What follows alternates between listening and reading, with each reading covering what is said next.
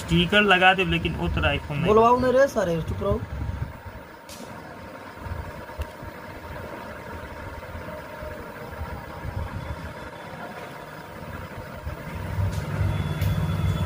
सब कारीगरी के लगाइले मने भैया।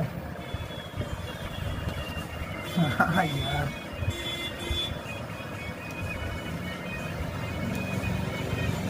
मैं वीडियो बनावा था ध्यान दिया। भैया तो दुकान बड़ी पुराना पड़ता हम देखले बड़ी दुकान नहीं है करता लीडर सब बड़े तब्बक है दुकान।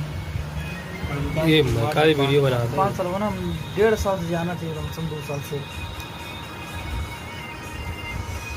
स्क्रैच ना हो भैया ना है कि मजा ना है लुक को खत्म हो जाता।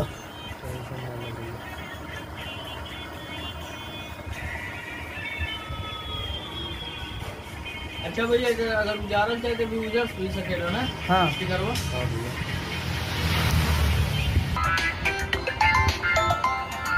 आराम से लगा भैया कोई दिक्कत नहीं आराम से लगा हुआ। कह दे मैं बोले भैया चार्जिंग लगा लो।